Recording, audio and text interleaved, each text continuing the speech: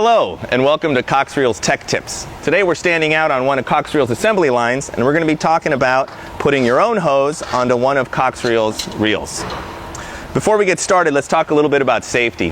Whenever you're working with any sheet metal product, you want to make sure you have gloves. The second thing to consider in this scenario is we've got to have the reel bolted down or mounted in place where you're going to be using it. We're going to be winding the reel up and loading the spring. You want to make sure that it doesn't come off on you and go flying. Before we get started about the reel, let's talk a little bit about the hose itself. Every reel is designed to work with a specific range of hose, and you can tell what that range is by looking in the catalog or online and seeing what normally comes on your model when you buy it with hose. If your hose is stiffer or higher in pressure or bigger in diameter or much smaller in diameter, you're going to have problems with rewind, maybe not enough spring, and issues like that. If you're worried, consult the factory whether or not your hose will work on that specific model. While we're talking about hose, when you're selecting it, the Coxreels comes with hose clamps on each, one inside and one outside. You want to make sure that the hose clamps fit on the hose, and when they're tightened, that the hose can't be pulled through them. This is very important for proper longevity and function of your reel. If the strap is too large for your hose and the hose slips through, you need to look at getting yourself a smaller hose strap before you continue. Now, another couple of things that you're going to need before we continue is a ball stop that fits your hose and a hose guard. Now, some models will come with trim installed on the opening, and in those cases you don't have to worry about a hose guard. But if it does not, such as this model, you need a hose guard, which we also sell along with the ball stops as accessories. Some of the tools you're going to need to get this project done are a short stubby screwdriver, Phillips. You're going to need a 3/8 wrench or nut driver. You're going to need a wrench that will fit your swivel, and you're going to need a wrench that's going to fit your hose. And lastly, you're going to need some kind of sealant, either pipe dope or Teflon tape like I have here. Now, the first step that we're going to do is remove our hose clamps that we discussed earlier, which you've probably already done since you've checked whether your hose fits in them.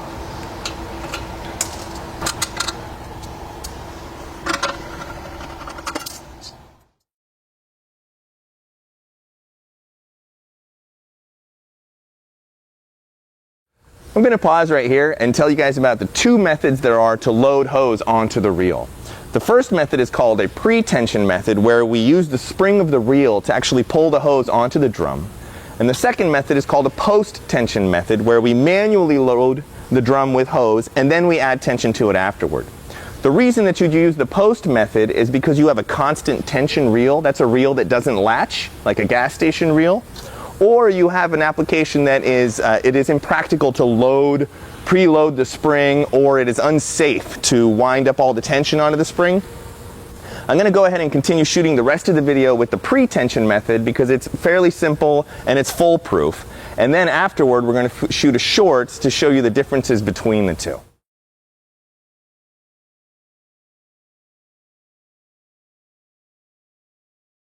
Now that you have your hose straps removed from the reel, we're going to go ahead and wind up tension onto the spring.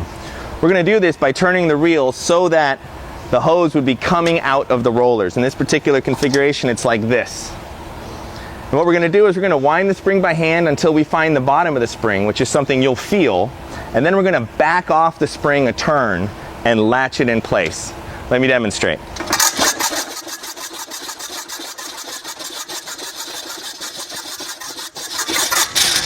So I found the bottom of the spring, and I'm going to back off a turn, and I'm also going to try and put this hole on top where I have to do a little bit of work with the hose clamps. And we'll latch it in place. The next step is going to be to put the hose in, but before I do, I want to talk a little bit about lockout. Lockout is an uncommon scenario that can occur occasionally, and what happens is, as you're winding the reel up, you end up in a latched position and you run out of spring at the same time. In this case, you can't go forward and you can't go backwards because you're latched. What you need to do is release the dog mechanism. On a P-series reel like this, you can simply reach in, release it, and let the reel go. On some other models, it's a little harder, and you need to take a screwdriver in from the backside, get between these two, and essentially do the same thing, push this out of the way.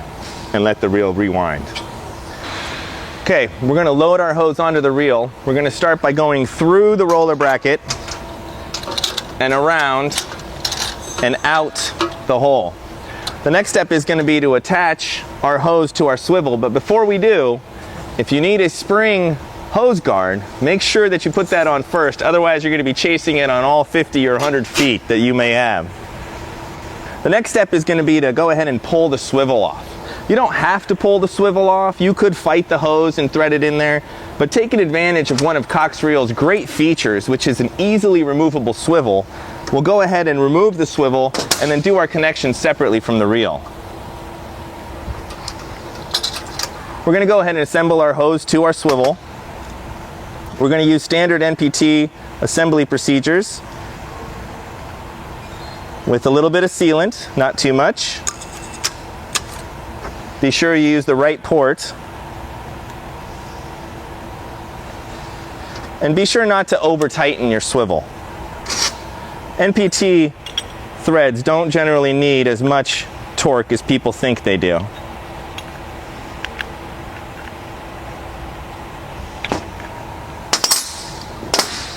Now, we're going to go ahead and put our swivel back onto our reel the same way we took it off.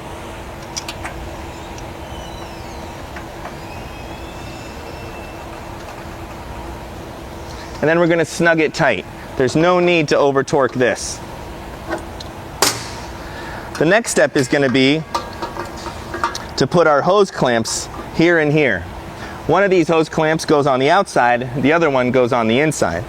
As you're putting this together, be sure to put the smooth side of the screw on the inside of the drum. You don't want it cutting your hose. Let me demonstrate. So the outside hose clamp, smooth side through the hole.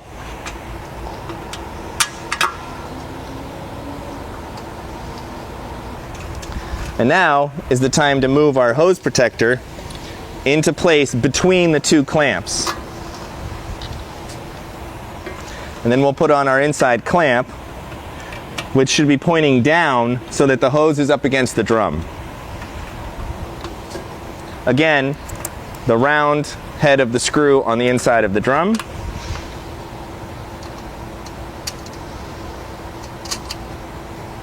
Before we tighten our hose clamps in place, I need to talk about service loop. It's very important on this design of reel that you have a loop before it goes into the disc. This loop should be such that the angle between the opening and the hose leaving the swivel is 90 degrees. This is the loop that we're talking about. So at this point, adjust your hose until you have a 90 degrees between your opening and the outlet of your swivel, and then go ahead and tighten your hose clamps. This is what short stubby screwdriver is for, so that you can hold the backside while you're tightening.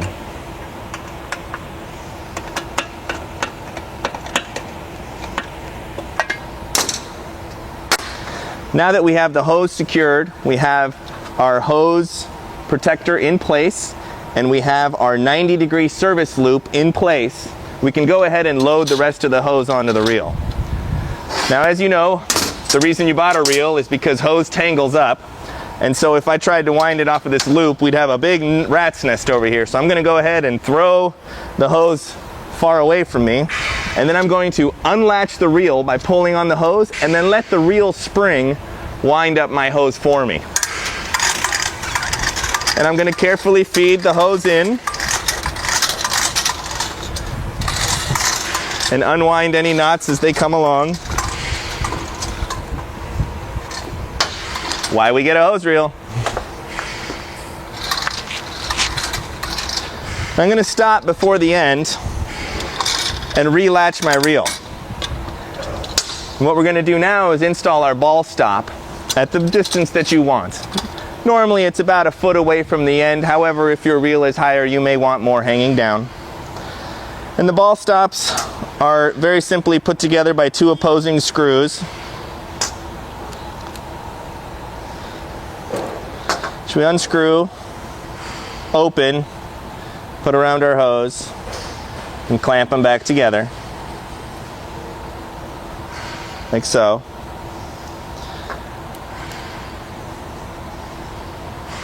Now, there's no need to tighten past the point where the rubber touches. You can actually over tighten and pull the screws through the rubber if you try too hard.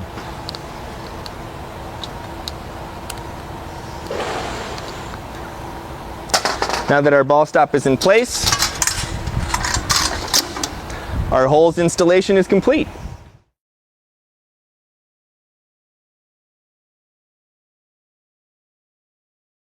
Now we're going to talk about loading the hose using the post-tension method. What I've done is go ahead and prep the same reel. I've removed all of the hose from it, but I left all the other work that we did. So we've installed our hose, we've used our 2 hose clamps, we have our hose protector, we have our 90-degree service loop, and it's installed into our swivel. The only difference here is that I didn't pre-tension the reel. Our reel right now is in a neutral position and it's not latched. Now, what we're going to do is we're going to load the hose manually, and we got a couple of different choices on how to do this. If you have a soft hose like 3/8 or 1/2 inch, you can just go ahead and flexibly wrap the hose around the drum until you've loaded the whole hose. However, if you're working with a stiff hose or a larger diameter hose, that can be kind of cumbersome and difficult to do, so I'll show you another method. Now, this method can be done like it is right now with just hanging off, or it can be through the roller bracket if you followed the first instructions exactly. This method is winding the reel backwards. Now, we can do this because Coxreels features a declutching arbor.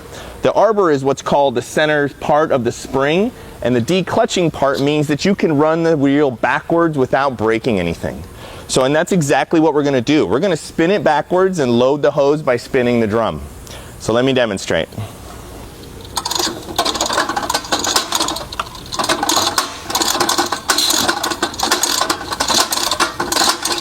Now, it makes a little bit of noise, and that's the arbor declutching every time it goes around, but don't worry, you're not breaking anything.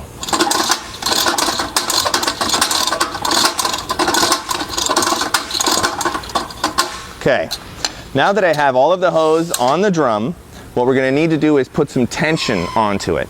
And the way we're going to do that is I'm going to tuck some of this under one of the loops so that it stays in place. And then I'm going to wind 3 pre-wraps. That's kind of a default starting point. And we're going to do that the same way we did the tensioning in the pre-tension method, which is turn the drum in the direction as if you were pulling the hose out, in this case up. So 3 turns. 1, 2, and 3. And then I'll latch my reel. I'll pull out our teched hose, put it up through the roller bracket, and then I will install our ball stop.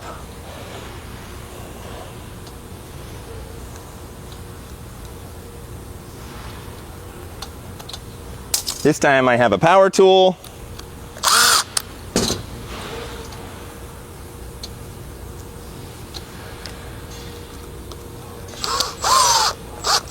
Again, no need to over tighten past the point where the rubber touches. And our hose installation is complete. Now, the reason that I don't prefer this method is now there's an extra step. You have to check to make sure that you have not bottomed out the spring with this installation. And we'll do this like this. We wind all of the hose off.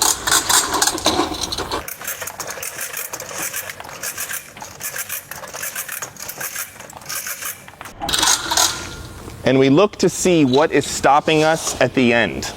In this case, what's stopping us at the end is the hose strap, and that's what you want. If for some reason it stops and there's still hose left on the drum, that means the spring is stopping you. If you leave it like that, you'll get premature failure of your spring. So, if you did by some chance have the spring stopping you, you have to remove a wrap. I'm not going to go through how to do that here.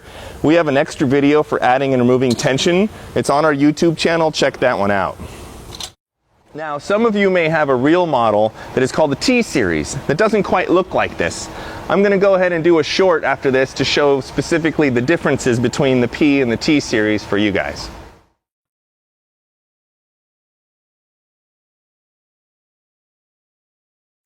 Welcome to the short on the T-Series. We're doing this because the T-Series looks a little bit different than the P-Series that we used to make the hose installation video.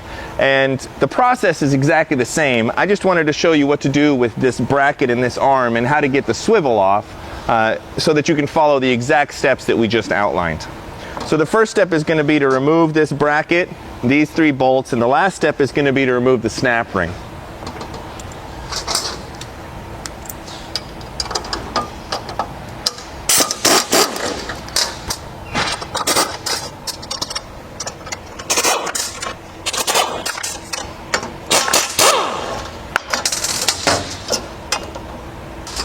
Now with all of the bolts loose, I'll go ahead and I'll pull off the snap ring.